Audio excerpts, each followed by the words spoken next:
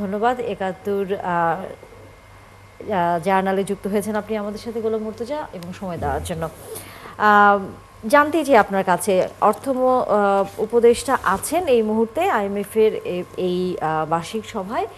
বাংলাদেশের জন্য আসলে সেখান থেকে কি খবর আমরা পেতে পাচ্ছি? ধন্যবাদ আপনাকে। বিশ্বব্যাংক এবং আইএমএফ তো বাংলাদেশের উন্নয়ন সহযোগী। তো সেই উন্নয়ন সহযোগীদের সঙ্গে বছরে দুটি মিটিং থাকে, একটি বসন্তকালীন মিটিং হয় আর একটা এই সময়ে হয়। তো বসন্তকালীন মিটিং গত এপ্রিলে হয়ে গেছে, এখন এই মিটিংটি হচ্ছে।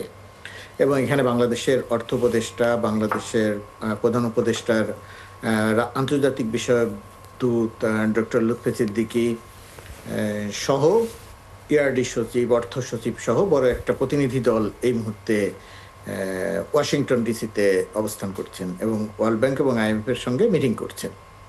এই মিটিংয়ের অনেকগুলো বিষয় আছে, তার মধ্যে একটি বিষয় আছে, সেটি হচ্ছে বাংলাদেশের সঙ্গে যে $470 কোটি যে ঋণ সহায়তা চুক্তি, যেটার কথা আপনি বললেন, সেটার যে কিস্তিগুলো বাংলাদেশ পেয়ে গেছে, সামনে আরেকটা কিস্তি পাওয়ার কথা রয়েছে। তো সেই জায়গাটাতে একটি আলোচনা। আর এর বাইরে যুক্তরাষ্ট্রের যে ব্যবসায়ীরা আছেন, সেই ব্যবসায়ীদের সঙ্গে ইতিমধ্যেই গত 13ই অক্টোবর যুক্তরাষ্ট্রের প্রধান প্রধান ব্যবসায়ীদের সঙ্গে এখানকার chamber of commerce, US chamber of commerce একটি গোল টেবিল বৈঠকের আয়োজন করেছিলেন। সেখানে বাংলাদেশ প্রতিনিধি দল সব উপস্থিত ছিলেন।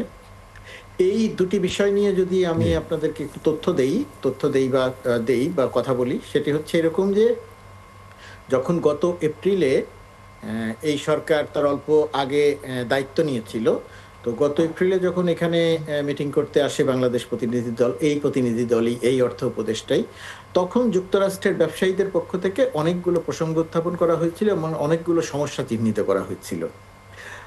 আর এই প্রায় 6 মাস পরে এসে এবার যখন এই বৈঠকটি হচ্ছে, তখন যখন আবারও এই একই ব্যবসায়ীদের সঙ্গে গোলটেবিল বৈঠকে অংশ নেওয়া হলো, তখন বাংলাদেশের পক্ষ থেকে যেমন এই 6 মাসের বা এই সময়কালের যে অগ্রগতি, সেই অগ্রগতিগুলো তুলে ধরা হচ্ছে যে আমাদের রিজার্ভের অবস্থা এখন সন্তোষজনক, আমাদের কোনো ডলারের সংকট নেই, কোনো ব্যাংকের এলসি খুলতে সমস্যা হচ্ছে না। যুক্তরাষ্ট্র সহ যে সমস্ত বড় বড় ব্যবসায়ীরা বাংলাদেশে ব্যবসা করছেন, তাদের সরকারের কাছে তাদের যে পাওনা ছিল, সেই পাওনাগুলো বর্তমান সরকার পরিশোধ করে দিয়েছে, এখন আর তাদের কোনো অভিযোগ নেই।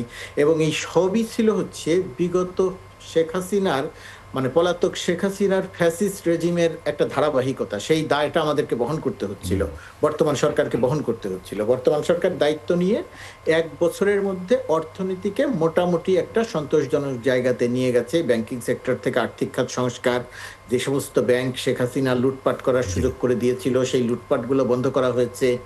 এর অর্থ এই নয় যে কথাগুলো বাংলাদেশের পক্ষ থেকে বলা হয়েছে এবং আমি এখন এই কথা বলছি যে আমাদের সব সমস্যার সমাধান হয়ে গেছে। আমাদের সব সমস্যার সমাধান হয় নাই। জনজীবনে এখনো অনেক রকমের জটিলতা আছে, সমস্যা আছে। জিনিসপত্রের দাম নিয়ে মাঝে মধ্যেই মানুষের ভেতরে একটা প্রতিক্রিয়া তৈরি হয়।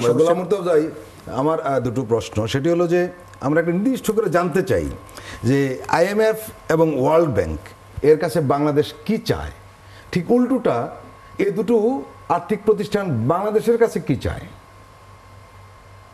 ওয়ার্ল্ড ব্যাংক আইএমএফ কি করে? আসলে ওয়ার্ল্ড ব্যাংক আইএমএফ যেটা করে, যে সমস্ত দেশের দরকার সেই সমস্ত দেশকে মূলত ঋণ সহায়তা, রাইট, বাংলাদেশকেও সে ঋণ সহায়তা দেয়। যে $470 কোটি যে চুক্তির কথা বলা হচ্ছে, সেটা একটা ঋণ সহায়তার চুক্তি।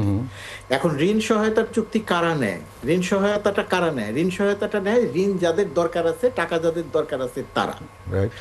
এর আগে গত এপ্রিলের মিটিংটার সময়ে যেটা ছিল আর এখনকার যেটা অবস্থা, যেটা বাংলাদেশের একজন নাগরিক হিসেবে, আমি সরকারের অংশ হিসেবে নয়, বাংলাদেশের একজন নাগরিক হিসেবে যেটা আমার কাছে অত্যন্ত গর্বের একটি ব্যাপার। গর্বের একটি ব্যাপারটা হচ্ছে এই কারণে যে এই সরকার যখন ঋণ চুক্তিটি করে, সেই ঋণ চুক্তি করার সময়ের ব্যাপার ছিল তখন আমাদের টাকার দরকার ছিল, আমাদের রিজার্ভের অবস্থা অত্যন্ত শোচনীয় ছিল, ডলারের তীব্র সংকট ছিল, আমরা জিনিসপত্র কিনতে পারছিলাম না, ডলার পরিশোধ করতে পারছিলাম না বিদেশি কোম্পানিগুলোকে, সেরকম একটা অবস্থায় ছিল। সেই সময় আমাদের ঋণটা খুব জরুরি ছিল, দরকার ছিল আইএমএফ এর। আর গতবারও অতটা দরকার ছিল না। আর এবারের অবস্থানে এসে বাংলাদেশের পলিসি হয়েছে যে আমরা ওয়ার্ল্ড ব্যাংক থেকে ঋণ চাই, পরবর্তী কিস্তিটি আমরা চাই, আইএমএফ এর থেকে পরবর্তী কিস্তিটি আমরা চাই, কিন্তু সেই চাওয়ার সঙ্গে তোমাদের বিশেষ কোনো শর্ত দিয়ে, যে শর্তটা বাংলাদেশ মনে করে যে সেই শর্ত আমার দেশের স্বার্থের অনুকূলে হবে না, এরকম কোনো শর্তযুক্ত ঋণ আমরা নিতে চাই না। বা তোমরা যদি এরকম কোনো শর্ত সংযুক্ত করো, তাহলে আমরা এই ঋণগুলোর পরবর্তী কিস্তি নেব কি নেব না সেই সিদ্ধান্ত আমাদেরকে নিতে হবে।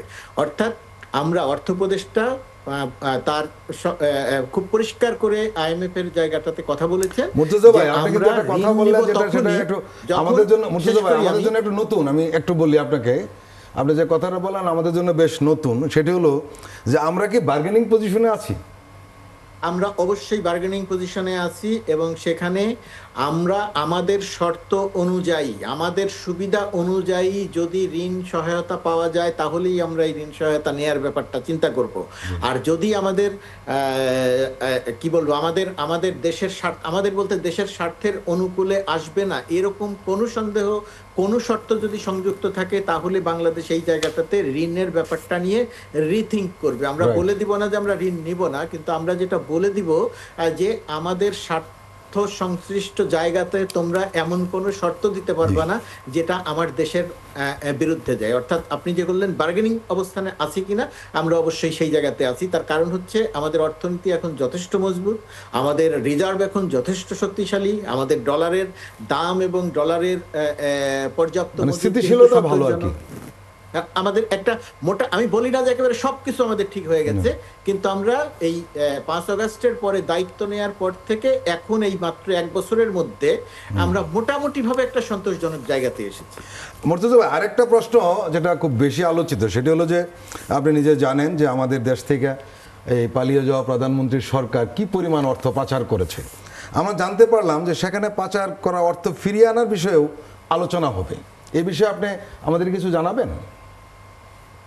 দেখেন, যে অর্থ শেখ হাসিনা তার লোকজনদেরকে দিয়ে, রাষ্ট্রীয় পৃষ্ঠপোষকতা দিয়ে পাচার করিয়েছে, লুট করিয়েছে দেশে, পাচার করিয়েছে দেশের বিদেশে, সেটা ওয়াশিংটনে, মানে সব জায়গাতে পাচার করিয়েছে। এখন এই অর্থটা ফেরত আনা অত্যন্ত জটিল একটি প্রক্রিয়া। জটিল একটি প্রক্রিয়া হচ্ছে অন্যান্য দেশের, যে সমস্ত দেশে পাচার করেছে সেই সমস্ত দেশের আইন অনুযায়ী। এটা নিয়ে এখনো পর্যন্ত খুব বড় করে বলার মতো জায়গায় আসে নাই, কিন্তু আমি একটা জিনিস আশ্বস্ত করতে পারি যে বাংলাদেশ সরকার এটা নিয়ে সর্বোচ্চ শক্তি দিয়ে সে কাজ করছে। এবং সেই কাজ করার, আমি যতটুকু জানি, যে আমার ধারণা যে এই সরকারের মেয়াদকাল শেষ হওয়ার পরেই, অর্থাৎ শেষ হওয়ার মধ্যেই, আগামী ফেব্রুয়ারিতে নির্বাচন, এবং সেই নির্বাচন পর্যন্ত মেয়াদকাল যদি আমি ধরি, তার মধ্যেই একটা সুখবর পাওয়ার সম্ভাবনা আছে। এবং কিছুটা সুখবর যে পাওয়া যায় নাই একেবারে সেটা বলা যাবে না। ইউকেতে আওয়ামী লীগের সাবেক মন্ত্রী, এই পলাতক যারা, আমি চৌধুরী জাভেদের কথা বলছি সহ, বেশ কিছু ঘটনা ইতিমধ্যেই জানা গেছে ইউকে সরকার বাজেয়াপ্ত করেছে। এরকম আরো কয়েকটি দেশে সম্পদের অনুসন্ধান চলছে, সরকার কাজ করছে, সেখানে বিশ্বব্যাংকের সহায়তা নেওয়া হচ্ছে। প্রধান উপদেষ্টা নিউ ইয়র্ক সফরে যখন আসেন তখন বিশ্বব্যাংকের বিশ্বব্যাংকের চেয়ারম্যানের সঙ্গে তখন কথা বলেছেন, তিনি আশ্বাস দিয়েছেন এখনো এই আলোচনাটা হবে। এবং এই আলোচনার বাইরেও নেপথ্যে অনেক কাজ চলছে। বাংলাদেশ ব্যাংকের গভর্নর কাজ করছেন, একটা টিম করা হয়েছে, সেই টিম কাজ করছে, এই টিমের সঙ্গে অনেকে সম্পৃক্ত আছে। মুর্তজা ভাই, আমি আরেকটা প্রশ্ন, আমি শেষ প্রশ্নটা আপনাকে করতে চাই, সেটি হলো যে আমরা জানি যে আমেরিকা যে বহুল আলোচিত শুল্ক আরোপ, বাংলাদেশ এক ধরনের সুবিধাজনক অবস্থানে রয়েছে। বিশেষ করে আমাদের প্রতিবেশী দেশের ব্যাপক শুল্ক আরোপের বা তাদের ওষুধের রপ্তানির ব্যাপারে 100% শুল্ক আরোপ করেছে। সব মিলিয়ে যারা অর্থনীতিবিদরা বলছেন যে বাংলাদেশ অনেকটা সুবিধাজনক অবস্থানে রয়েছে। আপনি ওয়াশিংটনে রয়েছেন, আমাদেরকে কি বলবেন যে আসলে এই মুহূর্তে বাংলাদেশে কী ধরনের সুবিধা পাচ্ছে ব্যবসায়ীরা? না, ব্যবসায়ীরা সুবিধা পাচ্ছে সেটা ওয়াশিংটনের চেয়ে বাংলাদেশে যারা ব্যবসা করছেন তারা সবচেয়ে ভালো উত্তরটা দিতে পারবেন এই কারণে যে বাংলাদেশ একটা কম্পিটিটিভ অবস্থায় থেকে ব্যবসা করেন। বাংলাদেশের প্রধান কম্পিটিটরদের মধ্যে ভিয়েতনাম সহ বেশ কয়েকটি দেশ, এবং সেই দেশগুলো, বাংলাদেশ যে জায়গাটাতে খুবই চিন্তায় ছিল যে আমরা যদি ভিয়েতনাম সহ আরো 2-3টি দেশ যারা আমাদের প্রতিযোগী, তাদের চেয়ে আমাদের শুল্ক বেশি হয়ে যায়, তাহলে আমাদের ব্যবসায়ীরা যুক্তরাষ্ট্রে পণ্য পোশাক রপ্তানির ক্ষেত্রে, বিশেষ করে পোশাক রপ্তানির ক্ষেত্রে একটা নেতিবাচক অবস্থায় পড়বে। সেই জায়গাটিতেই বর্তমান সরকার একেবারে সর্বোচ্চ গুরুত্ব দিয়ে, প্রধান উপদেষ্টা ডক্টর মোহাম্মদ ইউনূস সহ যারা নেগোসিয়েশন টিমের ছিলেন, তারা একটা সর্বোচ্চ গুরুত্ব দিয়ে এই নেগোসিয়েশন প্রক্রিয়াটা সম্পন্ন করেছে এবং সেই জায়গাটাতে আমরা দৃশ্যমানভাবে একটা সুবিধা পেয়েছি।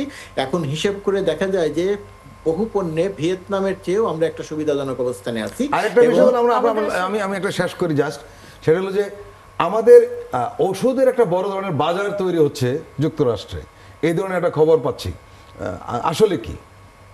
ওষুধের একটা চাহিদা বাংলাদেশ যুক্তরাষ্ট্রের বাজারে আছে, কিন্তু যুক্তরাষ্ট্রের বাজারে যদি কোনো একটি ওষুধ ঢুকতে চায় তাহলে একটা লম্বা প্রক্রিয়া মেনে অনুসরণ করে 2-3 বছরের একটা প্রক্রিয়া অনুসরণ করে তারপরে ঢুকতে হয়। ইতিমধ্যেই কিছু কাজ হয়েছে এবং ওই কাজগুলোর আরো চেষ্টা চলছে যে বাংলাদেশের বড় বড় যে সমস্ত ফার্মাসিউটিক্যাল কোম্পানি আছে তারা যদি যুক্তরাষ্ট্রে এসে কারখানা তৈরি করতে পারেন, প্রতিষ্ঠান তৈরি করতে পারেন, তাহলে যুক্তরাষ্ট্রের বাজারে আমাদের বিপুল সম্ভাবনা আছে। এবং এটা নিয়ে শুধুমাত্র এই সরকারের সময় নয়, এটা নিয়ে কাজ চলছে এবং বর্তমান সরকারও সেই জায়গাটাতে সহায়তা দেওয়ার চেষ্টা করছে।